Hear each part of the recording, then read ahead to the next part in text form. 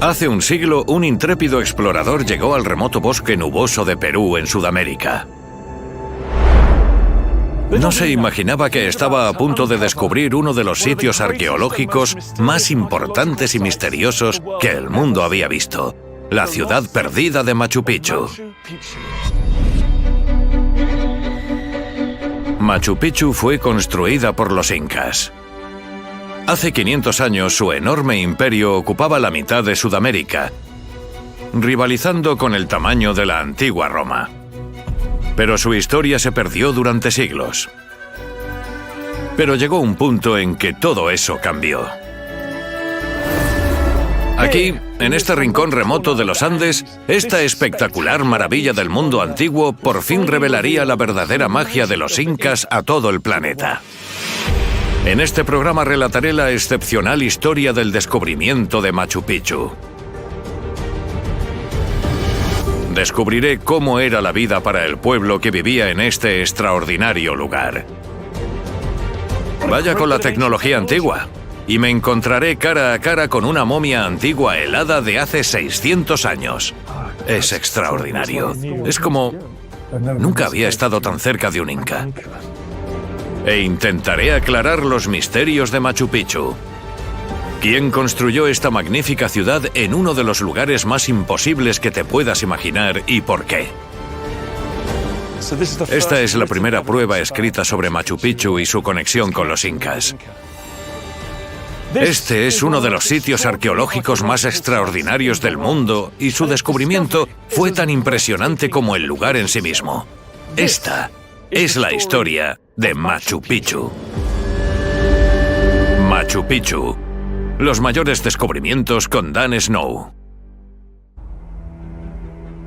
Machu Picchu. Hoy se la considera una de las grandes maravillas del mundo. Sus impresionantes calles, casas y templos son visitados por hasta 1,5 millones de personas cada año. Pero durante siglos, su propia existencia, como la de los incas que lo construyeron, cayó en el olvido.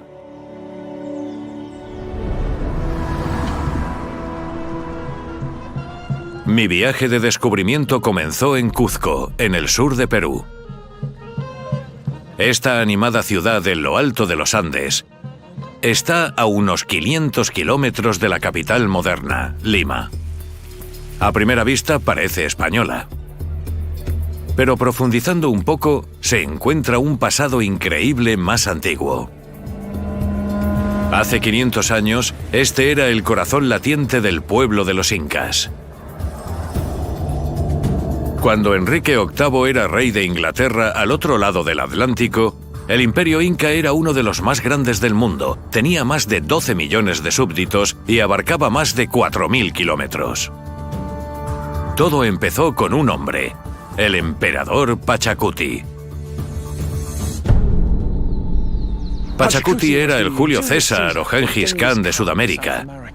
Su nombre significa tiempos de cambio, la transformación del todo.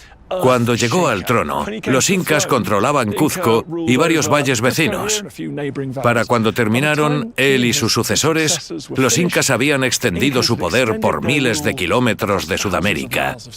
Desiertos, selvas, costas y montañas, hasta que controlaron aproximadamente la mitad de la longitud del continente. Pero este imperio no duraría. Solo tras 150 años de su épica expansión, llegaron los invasores españoles a Perú y se dispusieron a destruir el imperio inca, matando a sus líderes y llevándose todo el oro que encontraban. Desesperados, unos cuantos miembros de la realeza inca huyeron de Cuzco a un bastión remoto en las profundidades de la selva. Aguantaron 40 años. Pero los españoles acabaron encontrándolos y pusieron fin a la dinastía inca de una vez por todas. Tras la rápida conquista del Imperio Inca, un manto de secretismo cayó sobre esta región. Los españoles impedían la llegada de viajeros extranjeros y se centraron en explorar su nuevo imperio, llevándose todos los tesoros que podían. Aunque en Cuzco y los pueblos de alrededor había recuerdos y rumores sobre la gloria de los incas, muchos de sus lugares más importantes se perdieron y olvidaron. Pero todo eso cambiaría hace poco más de un siglo, cuando Perú empezó a abrirse al mundo.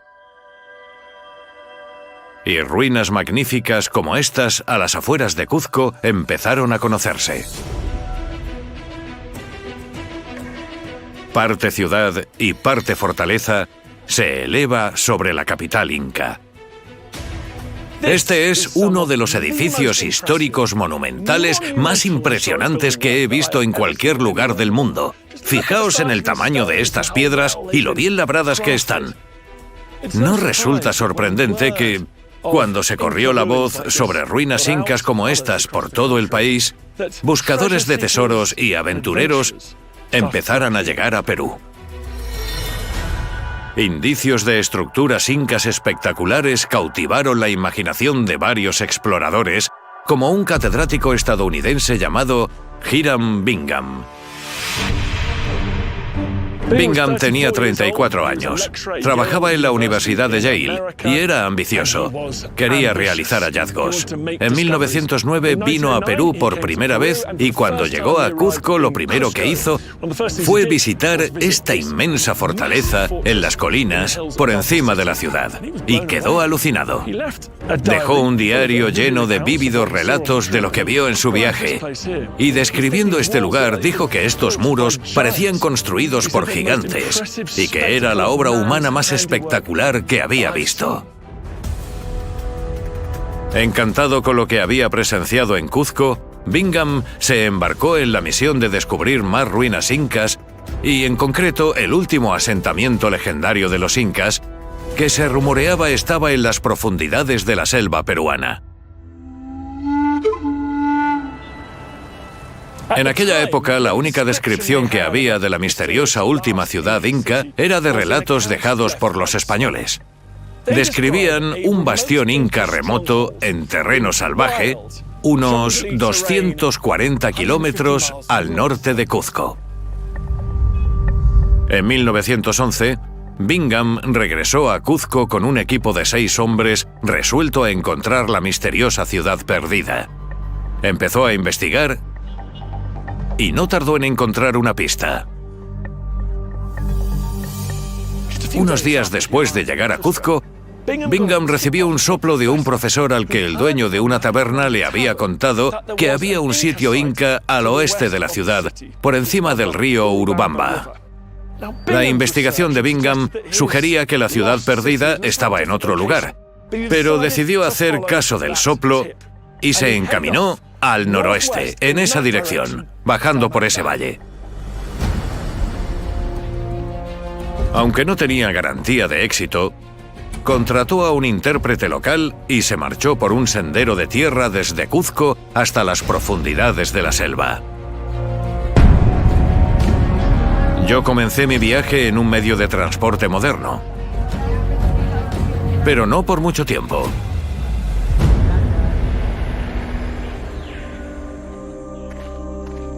Lo único que tenía el joven explorador era un sendero de tierra y la información de que en algún lugar de este territorio salvaje había una taberna cuyo dueño tenía información especial y varios días después logró localizarlo. Pero al poco tiempo se encontró con el primer obstáculo: un traicionero puente de troncos sobre un río helado y revuelto. Este es el río Urubamba, que Bingham y su equipo tuvieron que cruzar a 4 patas sobre un tambaleante puente de troncos, y la emoción continuó cuando subió por las montañas sin un sendero a la vista. De esa fase del viaje, Bingham escribió en su diario: buena parte de la distancia la recorrimos a 4 patas, a veces agarrándonos con las uñas.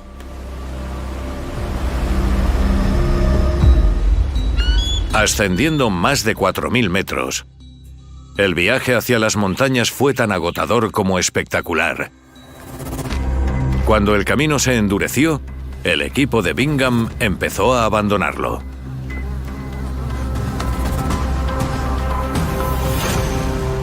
Es una ruta complicada.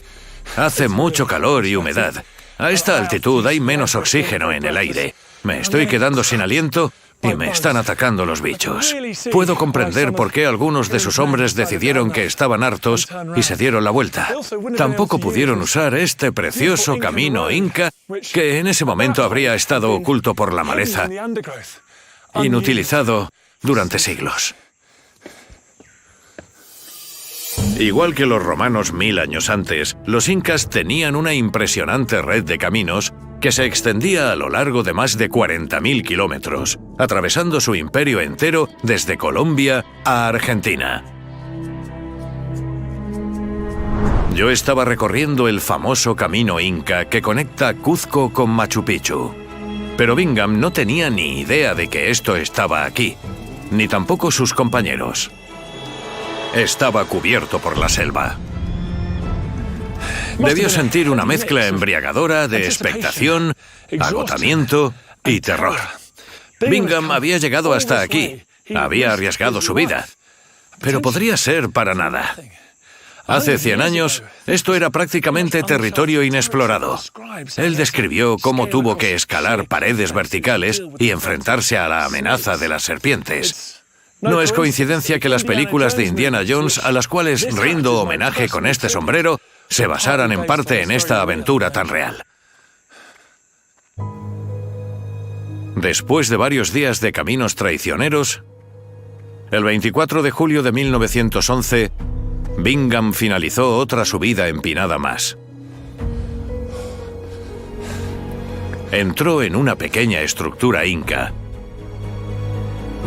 Y cuando cruzó la puerta, allí, en una cresta lejana de la montaña, estaba Machu Picchu.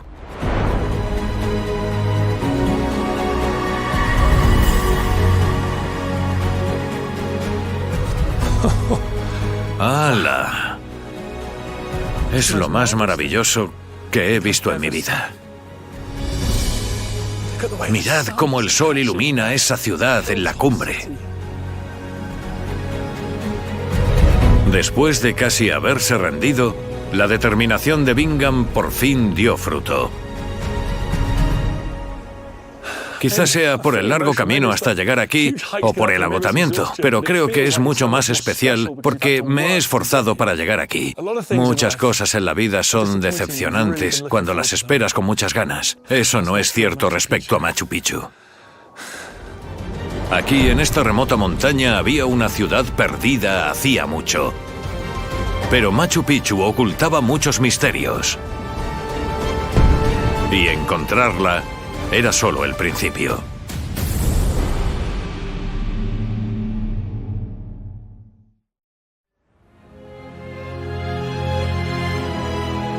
Hace más de un siglo, Hiram Bingham descubrió la ciudad perdida de Machu Picchu. Mirad cómo la luz ilumina esa ciudad real, intacta en la cima de una montaña bañada por el sol. Fijaos. Pero esto es lo raro. Bingham quedó un poco decepcionado. Parecerá una locura, pero no coincidía con la descripción de la fortaleza inca que iba buscando. Así que después de pasar unas horas aquí, volvió a salir hacia la selva. Pero tras semanas buscando en otra parte, se dio cuenta de que nada de lo que había descubierto se acercaba a estas ruinas tan espectaculares en lo alto del bosque nuboso andino. Este no era el último bastión de los incas. Era algo aún más increíble. Una ciudad en lo alto de las montañas que los españoles habían dejado intacta. La primavera de 1912, Bingham regresó acompañado por 40 trabajadores. Lo primero que debían hacer era podar la vegetación que lo ocupaba todo. Cuando Bingham llegó, le resultó muy difícil hacerse una idea de la verdadera escala y majestuosidad del sitio. Eso era porque, al contrario que hoy, el problema no eran las nubes, era la selva. Árboles adultos, lianas y matorrales que habían invadido los patios, las fuentes, las casas. Muchas de ellas estaban bajo una capa de maleza, algunas sobresalían, y me gusta esta foto porque se puede ver algo redondeado, el Templo del Sol, que está justo ahí. También aparece en esta foto. Pero mirad cuánto del resto del sitio estaba cubierto por el follaje. El equipo de Bingham empezó a cortar a machetazos los árboles y la vegetación que cubrían las ruinas. Gradualmente, piedra a piedra, edificio a edificio, fueron revelando la gran escala e imponente belleza de Machu Picchu. El sitio me tenía hechizado. Apenas podía creer a mis sentidos mientras examinaba los bloques más grandes. ¿Se creería alguien lo que había encontrado? No es de extrañar que Bingham estuviera tan impresionado. Mirad este muro de aquí. Creo que nunca he visto un ejemplo mejor de mampostería, de artesanía. Bloques gigantescos de granito tan hermosamente acabados que encajan con tanta perfección y fuerza sin necesidad de mortero. Apenas cabe una brizna de hierba en algunos de estos huecos. Cuando Bingham retiró más maleza, la magnitud de lo que había descubierto resultó evidente. Docenas de bancales soportaban unas 200 estructuras, desde viviendas más pequeñas con techos altos inclinados a almacenes. Cuando vas subiendo por Machu Picchu, te encuentras más grandiosidad, más espacios públicos, grandes plazas, como esta de aquí, adornadas con edificios magníficos e intrincados templos. Acabaron descubriendo más de 200 edificios. Había casas, calles y grandes plazas abiertas. Para averiguar más sobre este sitio me acompaña alguien que lo conoce al milímetro, Melvin Viena. Melvin, hay muchas capas y zonas diferentes. Háblame de la geografía. En la zona más baja se ven viviendas para los ciudadanos, zonas de trabajo, en medio una plaza preciosa y justo detrás la zona de cultivo. ¿Y aquí arriba estos edificios son más grandes? En la parte más alta de la ciudad están los templos más importantes, como el Templo del Sol. Machu Picchu está dividido en zonas. En lo alto están los templos y casas para las personas más importantes de la sociedad inca, y por debajo es donde vivía y trabajaba la gente corriente. En esta plaza, hace 600 años, podríamos haber visto a gente comprando y vendiendo, fiestas o niños jugando. Una ciudad en pleno apogeo. ¿Y por qué está aquí? ¿Cómo tuvieron los recursos para construir este sitio aquí? Para empezar, este lugar es mágico y creo que los dioses dieron a los incas la oportunidad de construir una ciudad tan increíble en un sitio tan complicado. En lo alto de Machu Picchu hay un manantial natural que proporciona agua constantemente. También hay un enorme montón de bloques de granito y piedra de sobra para construir una ciudad. Y debieron ser muy hábiles, porque tenían que ser canteros, ingenieros hidráulicos. Sin duda. Esta es una obra maestra que muestra las habilidades y conocimientos que los incas tenían sobre ingeniería, astronomía y, por supuesto, también de arquitectura.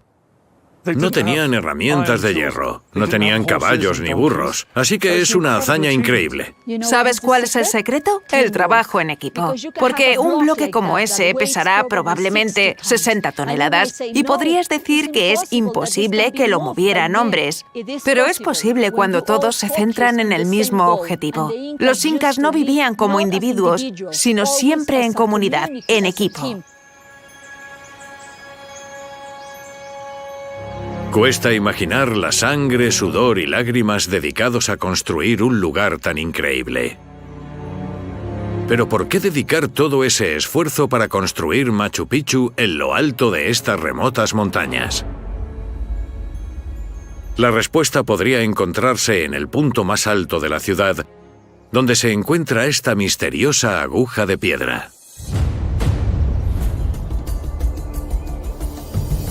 Está tallada en la roca de la montaña y habría formado la cima natural de la ciudad. Construyeron los bancales y los templos alrededor. Creemos que había picos como este por todo el imperio inca, pero los españoles se encargaron de destruir todos los que pudieron. Creían acertadamente que eran una parte central de la vieja religión inca que trataban de eliminar. Este de Machu Picchu es todavía más especial. Como se encuentra aquí, en el punto más alto, parece que podría haber sido un superconductor entre las montañas, la tierra, el sol, los cielos y la magia y la energía que fluye entre ellos. Parece un reloj de sol extraño, y en cierto modo lo es. Pero en lugar de medir las horas del día, marca el paso de las estaciones. También se encuentra en el corazón de este paisaje espectacular, colocado en el centro de 4 picos nevados que rodean la ciudad al norte, sur, este y oeste. Los incas creían que las montañas estaban vivas, eran dioses vivos y los veneraban. Había un grupo de montañas especialmente importantes en esta zona y hoy, con las nubes girando alrededor de este punto tan dramático, puedo ver por qué. Quizá ese fuera el motivo por el que los incas eligieron este punto, en esta cordillera cubierta por la selva, para su nueva ciudad real. En las cumbres de las montañas era donde colisionaban los 3 mundos de los incas. Este mundo, el mundo que hay por encima y el mundo que hay por debajo. Y fue en una gélida cima, a 500 kilómetros de aquí, donde un horroroso hallazgo reveló hasta dónde estaban dispuestos a llegar para contentar a sus dioses de las montañas. He viajado 12 horas al sur de Machu Picchu, a la región de Arequipa. Es una zona dominada por esos enormes picos nevados volcánicos. Entre ellos se encuentra el monte Ampato, y con más de 6.000 metros, este volcán inactivo es uno de los picos más altos de Sudamérica. Incluso hoy en día su ascenso es muy complicado y hay tan poco oxígeno en el aire que cuesta respirar. Hay grietas heladas y precipicios. Pero hace más de 500 años, los incas subieron a la cima con un propósito horripilante y especial.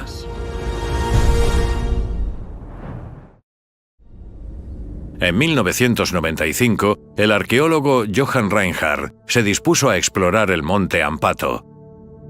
Cuando se acercó a la cima, se sorprendió cuando empezaron a aparecer bajo sus pies trozos de tela y cestitas.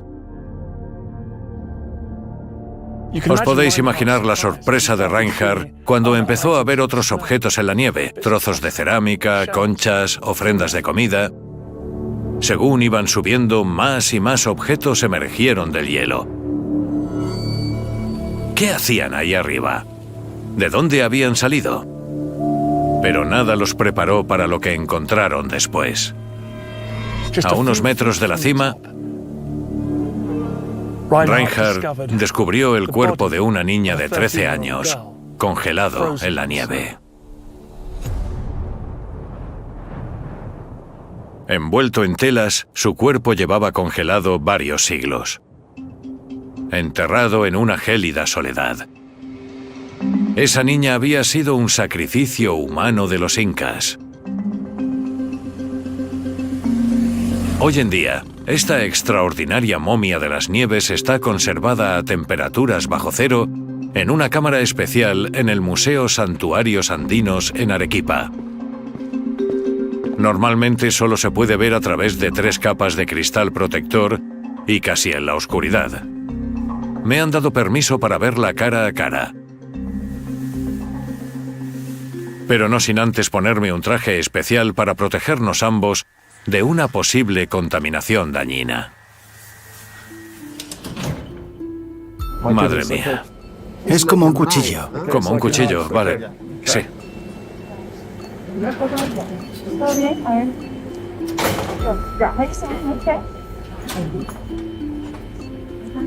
Sobre la mesa, sobre la mesa. Está muy frío.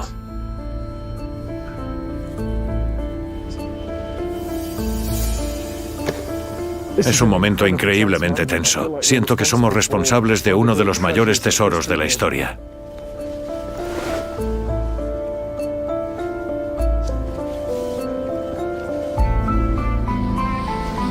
Mover una momia congelada de 500 años es una tarea extremadamente delicada, pero debe ser pesada regularmente por el director del museo, Franz Grupp, y su equipo para comprobar que la guardan a la temperatura correcta. Esto está como nuevo. Dios mío, fijaos. Sí. Es extraordinario. Mirad los colores de esos tejidos. Hace 500 años los enterraron en el hielo y están como nuevos. Nunca había tenido una experiencia como esta.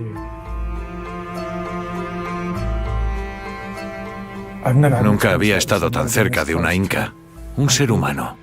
Una niña que aún tiene gran parte de su humanidad. El pelo, la piel, los órganos internos, la ropa. Esta es la cara humana de los incas. Dime, ¿cuántos años tiene? Ella tiene como 14 años más o menos, ¿no? Ha tenido en ese momento 13 o 14 años de vida. Una niña. Ella era una niña y la sacrificaron. ¿La asfixiaron o le golpearon la cabeza? Tuvo un golpe final en esta parte de aquí y ese es el golpe con el cual murió. ¿Y por qué? ¿Por qué los incas ofrecían a sus niños? Porque los niños son puros. Además, niños físicamente muy perfectos, ¿no? De buena fisonomía y todo. ¿Y ellos creían que las montañas eran sagradas? ¿Eran dioses? Los incas adoraban en la naturaleza a todo lo que no podían controlar. Los incas seleccionaban a los más puros de la sociedad para ofrecérselos a los dioses. Creían que los sacrificios infantiles podían evitar desastres naturales como erupciones volcánicas o inundaciones devastadoras.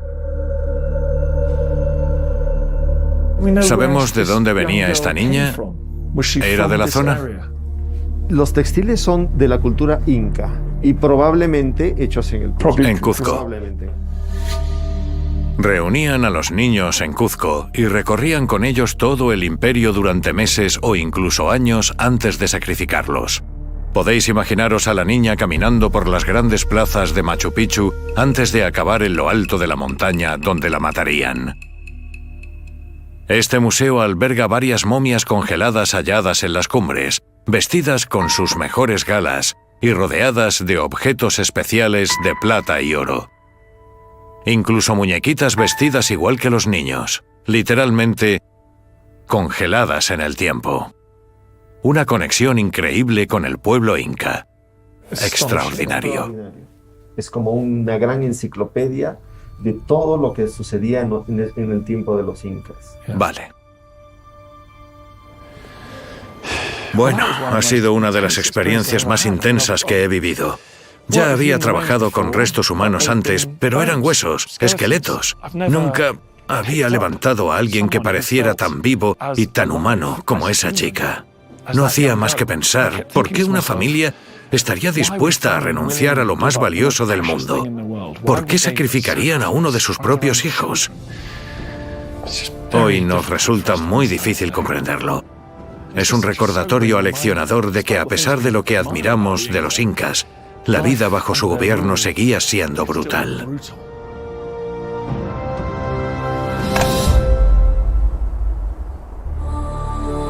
Tras el hallazgo de esta impresionante momia congelada, 18 víctimas más de sacrificios humanos aparecieron en picos nevados por todo el imperio inca. Y aunque no hay pruebas de sacrificios humanos en Machu Picchu, su impresionante ubicación montañosa se encuentra en el corazón de la decisión de los incas para construirlo aquí, a kilómetros de cualquier parte. Machu Picchu es una ciudad magnífica en las alturas, prueba viva de la habilidad e ingenio de los incas. Eligieron este lugar tan remoto por su increíble posición, rodeado de montañas sagradas. Pero, ¿quién vivió aquí? A este lugar tan espectacular. Cuando el explorador Hiram Bingham vino aquí en 1912, primero despejó el sitio. Luego empezó a buscar pistas sobre la gente. Y había un sitio obvio por el que empezar. Bingham empezó a explorar el sitio por aquí y la mayoría de arqueólogos de aquella época estaban especialmente interesados en las sepulturas. En la zona urbana principal solo encontraron una tumba y estaba en esta cueva. Pero cuando investigaron la selva de alrededor encontraron más y más restos humanos. Al final recuperaron 135 cuerpos de 107 tumbas diferentes. Pero cuando examinaron los huesos, el equipo se sorprendió con lo que había descubierto. En el equipo estaba un especialista estadounidense en huesos, el Dr. George Eaton, cuyo análisis inicial aportó unos resultados muy interesantes. Calculó que de todos los cuerpos que habían recuperado, el 75% eran mujeres. Era todo un misterio. ¿Por qué había muchas más mujeres enterradas que hombres? Bingham tenía una teoría intrigante, que Machu Picchu había sido el hogar de un grupo sagrado de mujeres incas, conocido como las Vírgenes del Sol. Eran mujeres jóvenes elegidas por su belleza y habilidad para servir al emperador en sitios exclusivos como este. El ambicioso explorador estaba convencido de que él y el Dr. Eaton habían descubierto algo muy importante sobre los habitantes de Machu Picchu.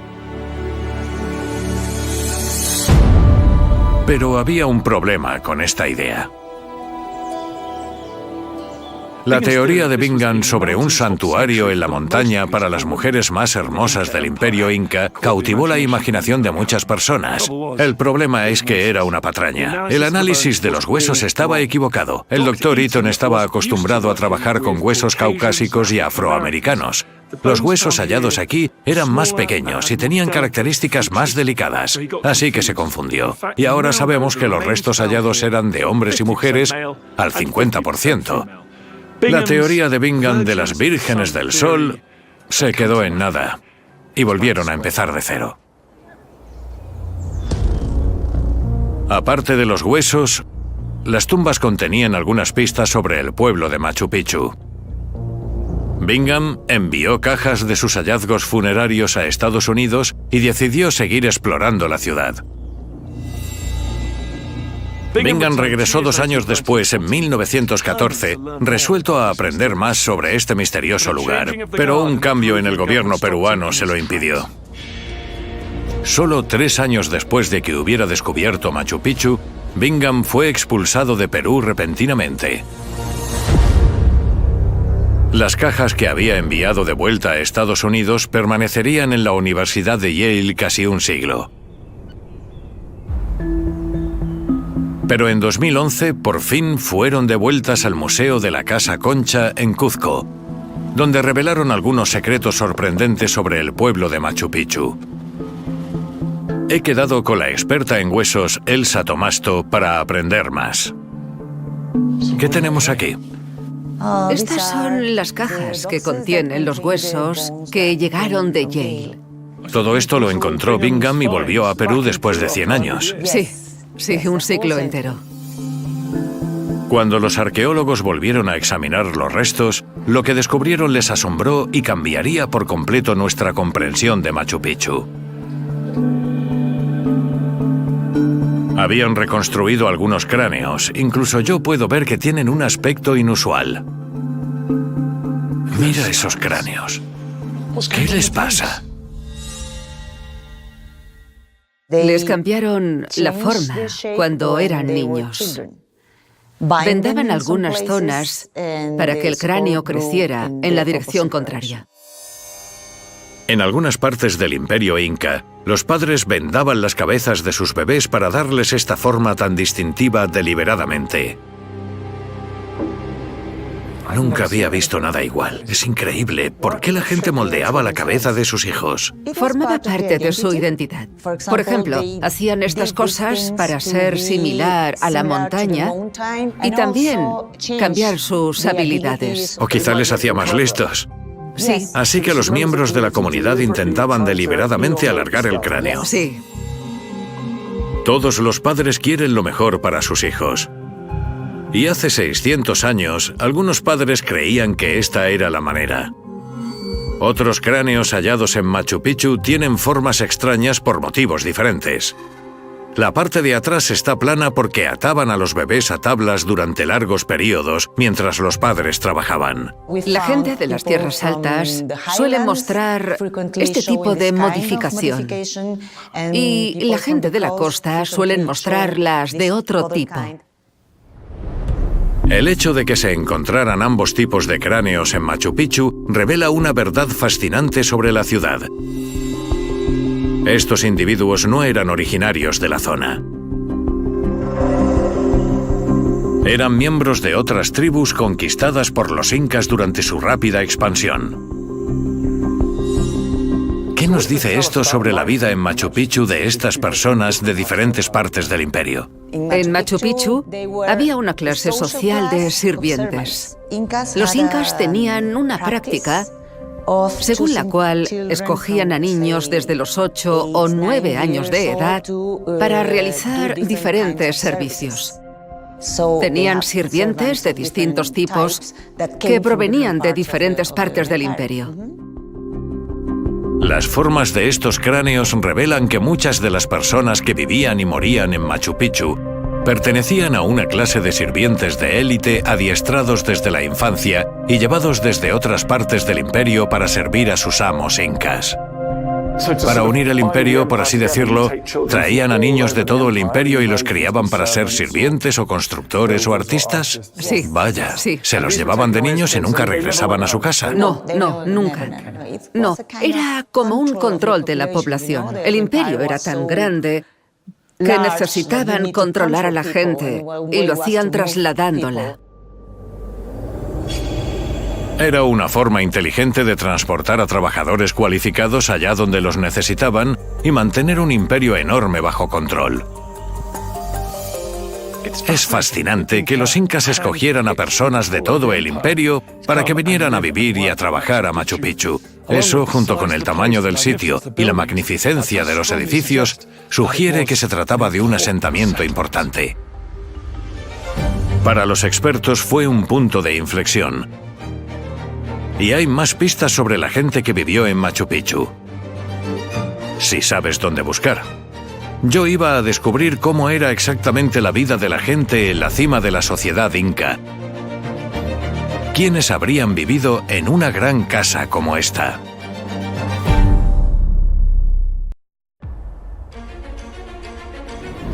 Machu Picchu es una obra maestra. Una ciudad en la cumbre, hogar de gente de todo el imperio inca, incluidos sirvientes adiestrados desde su nacimiento para servir a la élite inca que se alojaba aquí.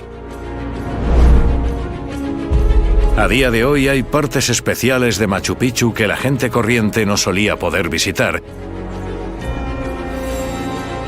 Pero yo tenía un pase VIP para explorar la ciudad con el historiador de Machu Picchu, José Bastante. Bueno, José, ¿qué estamos viendo aquí? Lo más probable es que estas fueran casas de la élite social. Habrían sido de los aristócratas. Correcto. De 2 alturas, con tejados dorados. Las viviendas de este barrio exclusivo tenían hasta 3 habitaciones que daban a un patio privado central. Aquí es donde habría vivido lo más granado de la sociedad inca. Pero también era un lugar de intriga. Las casas estaban conectadas por una especie de pasillo de poder que unía estas 3 casas ricas y a sus habitantes. Seguro que tenían importantes conversaciones políticas. Oh, sin duda, y se oían unos a otros. Sí. ¿Quién sería el siguiente inca? ¿Quién sería el siguiente líder? Negociaciones. Este es el tipo de sitio donde se discutía el destino del imperio.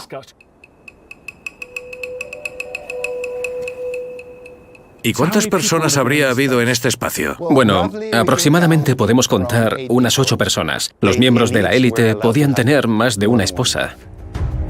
Los aristócratas incas solían tener una mujer principal y varias más, un signo visible de su riqueza y estatus.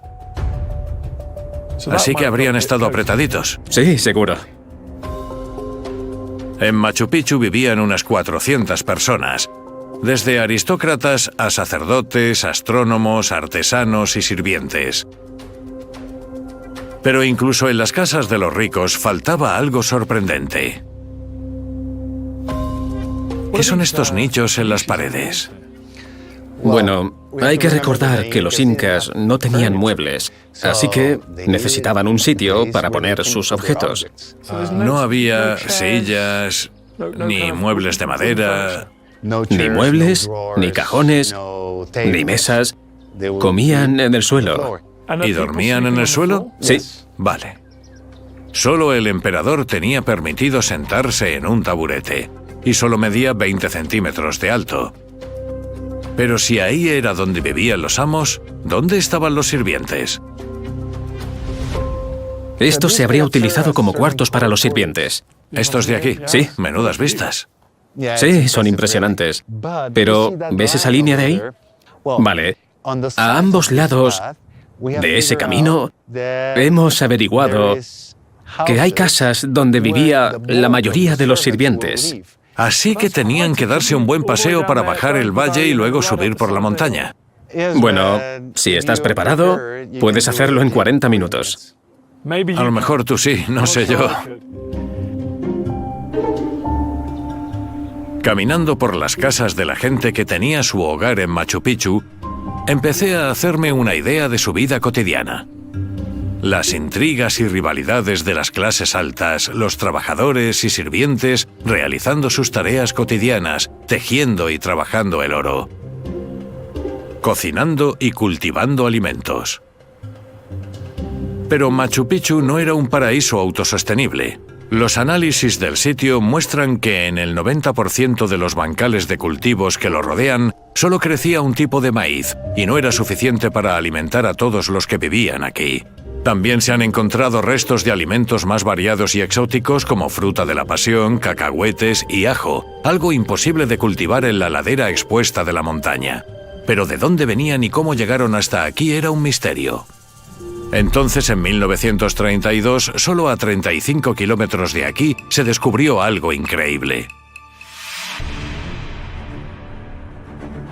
Una maravilla agrícola que reveló cómo los incas se las apañaron para sobrevivir en esta ciudad remota en las alturas. Este cráter artificial tan extraordinario es enorme.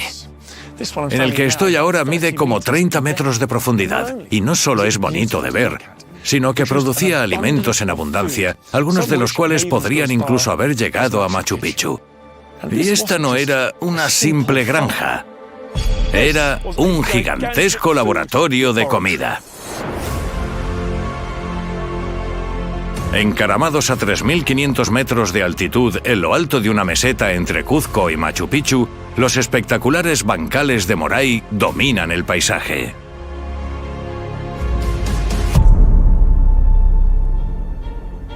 Los expertos ahora creen que era un terreno de pruebas científicas, donde los incas experimentaban con diferentes cultivos a distintos niveles, incluso importando tierras diferentes de todo el imperio.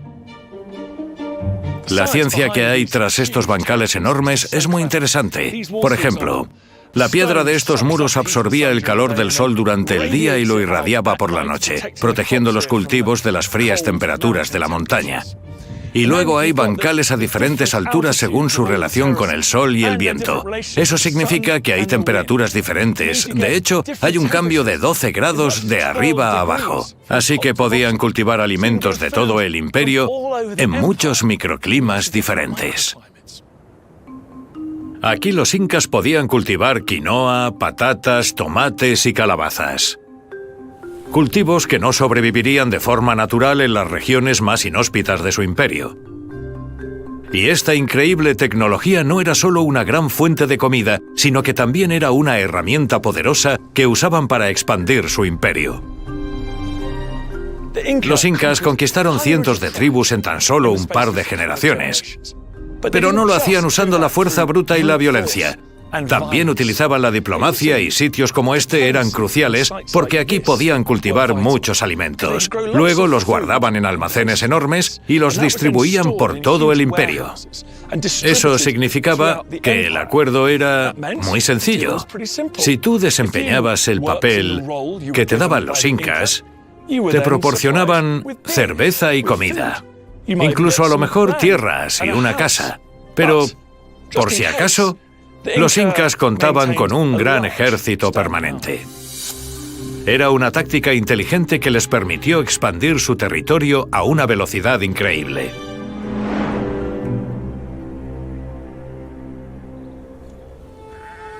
Me gustaría saborear cómo habría sido la vida de los que vivían en Machu Picchu. Así que he venido a un pueblo cercano para probar una especialidad que sabemos que podrían haber comido en la ciudad hace 600 años. Sopa de chuño. ¡Hola! Suena intrigante. ¡Wow! Muy alto. Sí, un poco. Vamos a cocinar. Mi maestra experta, Elena, desciende de los incas.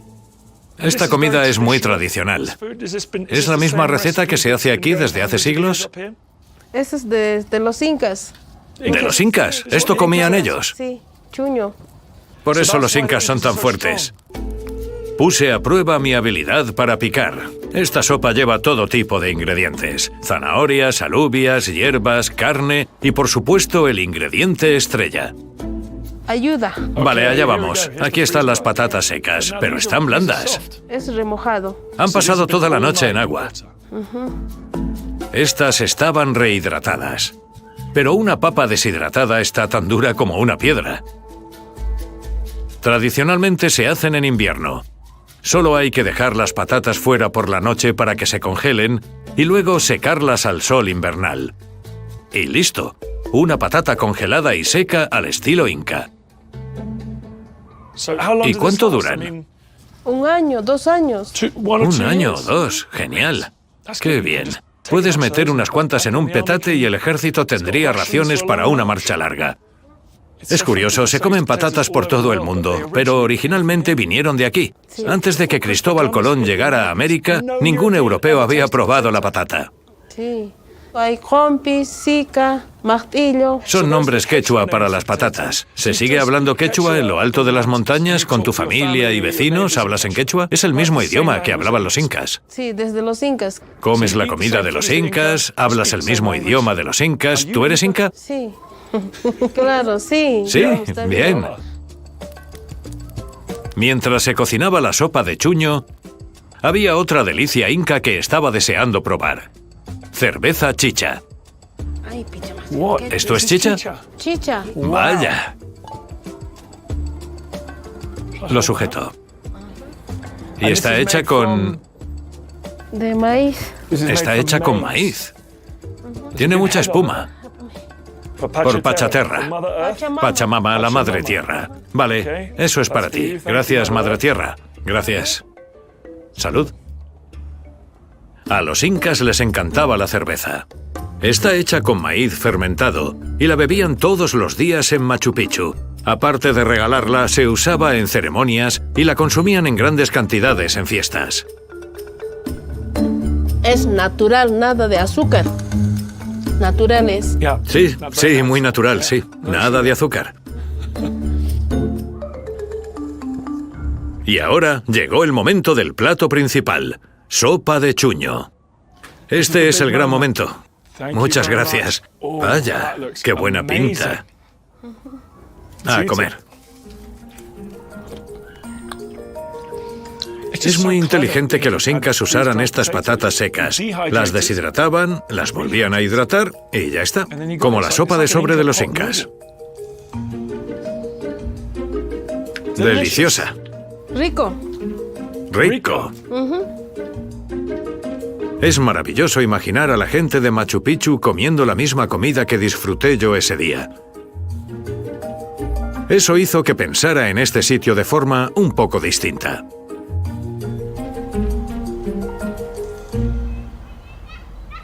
Al pensar en los incas, es muy fácil distraerse con lo que pasaba con los ricos y poderosos, esos maravillosos templos y palacios y todo ese oro. Pero lo que aprendí con Elena y su familia fue cómo era la vida para los millones de personas normales que vivían bajo el dominio de los incas. Y eso es posible porque aquí en los Andes sigue habiendo muchas personas como Elena que hablan el idioma de los incas, siguen cocinando usando los maravillosos ingredientes que usaban los incas y siguen manteniendo algunas tradiciones incas. Aunque 500 años nos separan de ellos, sigue pareciendo que los incas están bastante cerca.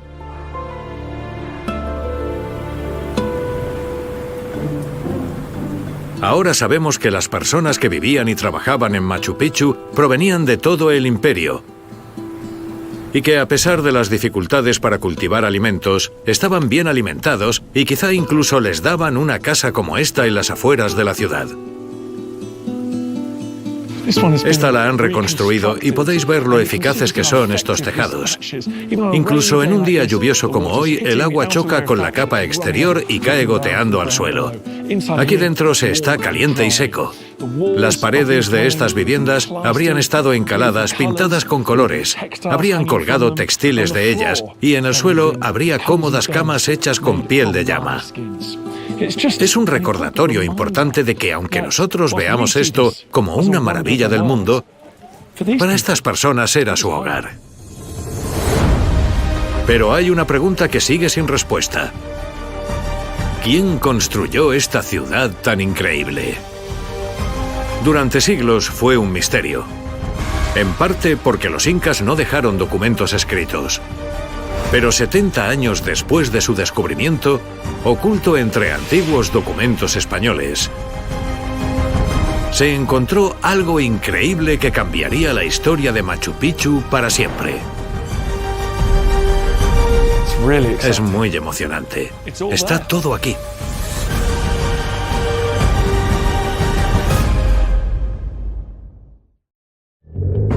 Machu Picchu es una obra maestra inca milagrosa. En su apogeo, fue el hogar de personas de todo el imperio antes de que lo abandonaran y se lo dejaran a la selva. Décadas después de su descubrimiento, el misterio de quién había construido esta increíble ciudad seguía sin resolver. Pero eso estaba a punto de cambiar. He venido a los archivos regionales de Cuzco donde hay auténticos tesoros, incluido un documento que fue redescubierto en los años 80 después de haber pasado siglos oculto. En él había algunas revelaciones fascinantes sobre Machu Picchu.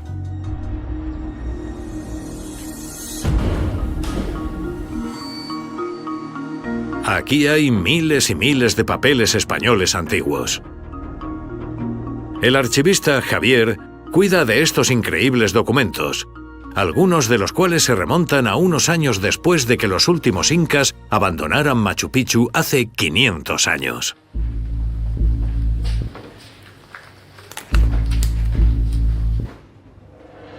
Como no hay documentos escritos de los propios incas, estos textos españoles son lo más parecido que tenemos a un relato contemporáneo. Pero descifrarlos no es tan fácil. Me alegro de que lo leas tú, porque yo no podría leerlo. Este impresionante manuscrito en realidad es una antigua investigación realizada 30 años después de la llegada de los españoles. En ella, el nuevo gobernador de Perú intentaba averiguar quién era el dueño de las tierras a orillas del río Urubamba, que incluyen Machu Picchu. ¿Y qué descubrió? Ahora lo veremos. Aquí hay una mención de Picchu. Aquí. Ahora lo llamamos Machu Picchu. Pero en este documento aparece como... ahí pone Picchu. ¿Y se cree que es la primera vez que se ve el nombre escrito en una fuente española? Por ahora, podemos decir que sí. Los investigadores del gobernador interrogaron a la gente de la zona, que contó que Machu Picchu ahora estaba vacío y abandonado. Pero los documentos contienen una información todavía más importante. Los locales sabían a qué emperador pertenecía Machu Picchu. Aquí se encuentra el nombre inca Yupanqui o Pachacútec. Y ese es Pachacútec. En efecto, la tierra pertenece a Pachacútec. ¿En serio? ¿Y eso es lo que descubrieron? Sí. Este asombroso documento reveló que Machu Picchu fue propiedad y probablemente lo construyera el gran fundador del Imperio Inca. A la muerte de Pachacútec, lo heredó su familia antes de abandonarlo por completo. Así que los españoles registraron que todas las tierras alrededor de Machu Picchu eran propiedad de Pachacútec y sus sucesores. Eso es muy especial. Sí, sí. Según los locales que vivían allí, ese es su testimonio. Es increíble. Está todo ahí. El descubrimiento de que Machu Picchu había sido la residencia de montaña de Pachacútec fue un gran avance. Ahora se cree que esta extraordinaria ciudad fue el refugio invernal del emperador, un centro recóndito de poder inca, desde donde Pachacútec podía supervisar su imperio y relajarse con su séquito real, cazando ciervos, dándose festines de alpacas y cuis asados y disfrutando de un entorno espectacular. Melvin, la experta local, me contó cómo el emperador disfrutaba de Machu Picchu. ¿Cómo era la vida en la época de Pachacútec? Su palacio estaba en Cuzco, la capital.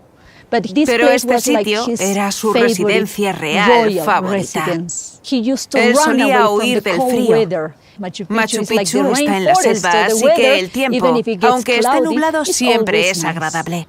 ¿Y cuando él llegaba, había fiestas y celebraciones? Seguro, los reyes eran dioses y los trataban como tales. Aunque estuviera en este lugar remoto, ¿seguía pudiendo gobernar y controlar su imperio? Seguro. Había al menos 9 caminos que llegaban a Machu Picchu, por los que no solo transportaban comida, bienes y personas, sino también mensajes que llevaban corredores con un entrenamiento especial que recorrían hasta 50 kilómetros al día, lo cual permitía a Pachacútec gobernar su creciente imperio, incluso desde aquí arriba, en lo alto de las montañas. Pero había un problema. Los incas no tenían una escritura. No tenían alfabeto, así que no había un idioma escrito. ¿Cómo transmitían los mensajes? En realidad, tenían una escritura formal llamada quipu. ¿Eso de ahí es un quipu? Sí, así es. Echa un vistazo. Sabía que existían, pero no los había visto. Vaya. Los quipus podían ser grandes como este. Pequeños podían ser coloridos, con pocos colores. Diferentes nudos, el largo del cordel y colores se usaban para registrar listas, nacimientos, muertes o cosechas. Eran muy complejos. Solo los pueden entender lectores de quipus con una formación especial. Colores y longitudes diferentes, nudos en puntos diferentes, como una hoja de cálculo enorme. Y era más que un sistema de cuentas. Se cree que en estos quipus podían incluir canciones, poemas, historias. Es una tecnología antigua muy inteligente. Es extraordinario pensar que Pachacútec organizó la expansión de su vasto imperio desde aquí, entre las nubes. Eligió este sitio por su ubicación espectacular en el centro de 4 picos sagrados. Encaramado a la perfección entre la tierra y el cielo, parece un refugio apropiado para un emperador que era considerado descendiente directo del propio Sol. Ahora sabemos que la mágica ciudad inca de Machu Picchu fue creada por el emperador Pachacútec en lo alto de los Andes. Y en el corazón de la ciudad hay un acueducto que lleva agua a los edificios más importantes. Es una pista de que esta fue la casa del mismísimo emperador. Hay muchos edificios residenciales en Machu Picchu, pero este parece particularmente especial. Está justo al lado del Templo del Sol. Tiene su propia entrada, que es bastante estrecha, y dentro tiene una característica muy especial. Es la única estructura residencial que está conectada al acueducto. Tiene agua corriente y, como podéis ver, el canal fluye por el patio. Y aquí tiene una característica que nos parece que es única. Tiene su propio suministro de agua y un baño.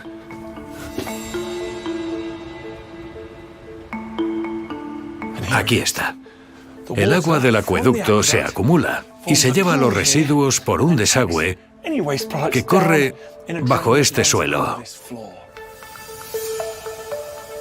Esta es la única casa de Machu Picchu con su propio suministro de agua. Eso sugiere que la persona que viviera aquí sería muy importante. Puede que el propio emperador. Este podría haber sido el baño de Pachacútec. El acceso a esta residencia exclusiva habría estado muy restringido. El emperador era considerado tan sagrado que cualquier cosa que tocaba se quemaba y las cenizas se lanzaban al aire. Cuentan incluso que las mujeres del séquito del emperador tenían que recoger sus escupitajos para que no cayeran al suelo, lo cual demuestra cuánto creían en la idea de que era un dios viviente. Claramente su higiene personal y limpieza eran muy importantes. Y por eso cuando los arqueólogos encontraron esta casa, la única atravesada por canales de agua, supusieron que debía ser del emperador. Era un lugar íntimo, privado, donde podría realizar sus rituales diarios con un poco de dignidad real. Para Pachacútec, la decisión de construir aquí se debía a algo más que una ubicación única en las montañas. También se trataba del agua y la limpieza.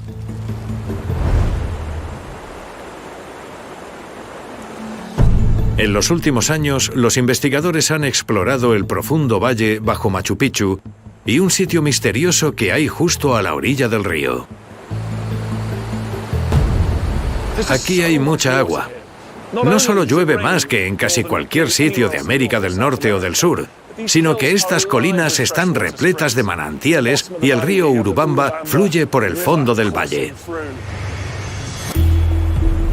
En 2021, un equipo de investigación polaco usó una tecnología nueva para analizar un grupo de edificios extraños que se encuentran en la ruta principal hacia Machu Picchu, y descubrieron algo fascinante. Los datos mostraban que este lugar tenía un propósito especial: comprobar que los visitantes al sitio estaban adecuadamente preparados para ser recibidos por el emperador. Me había fijado en que estos canales parecían traer agua de la montaña. Sin embargo, investigaciones realizadas en los últimos años con tecnología LIDAR de vanguardia demostraron que en realidad estos canales están conectados a una vasta red de ingeniería hidráulica que garantiza que el agua pueda regularse y traer hasta aquí a voluntad. Eso solo podía significar una cosa. Los expertos ahora creen que esto eran bañeras. Había 14 y se usaban para limpiezas rituales. Los visitantes de élite de Machu Picchu paraban aquí y se lavaban con el agua de la montaña antes de continuar su viaje. Solo después de haber pasado por aquí y haberse purificado y limpiado, estaban preparados para ser recibidos por Pachacútec. Pachacútec demostraba cómo podía controlar la naturaleza construyendo estos baños tan elaborados y se aseguraba de que los visitantes que llegaban a verlo a Machu Picchu estaban limpios antes de que se acercaran a él.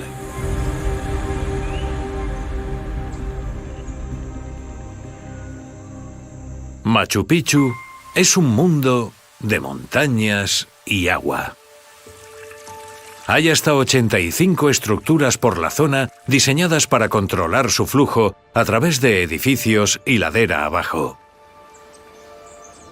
Es otro motivo por el cual Pachacútec eligió este impresionante paisaje lleno de manantiales naturales para construir esta maravilla del mundo. Pachacútec fue un emperador genial y logró conquistar gran parte de Sudamérica con una inteligente combinación de persuasión y fuerza. No es de extrañar que su ciudad perfecta en la montaña representara el auge de los logros incas. Es una maravilla de la ingeniería que celebra el mundo natural y también lo aprovecha. Al venir aquí, se puede ver por qué los incas creían que la naturaleza había creado este entorno perfecto para que ellos construyeran su obra maestra. La increíble conservación de Machu Picchu ha revelado mucha información sobre el pueblo inca y su imperio. Desde lo que comían a cómo vivían con sus dioses entre montañas. Es maravilloso que ahora sepamos tanto sobre un lugar mágico e increíble y la gente que lo construyó. Venir aquí es realizar un viaje al corazón del mundo inca.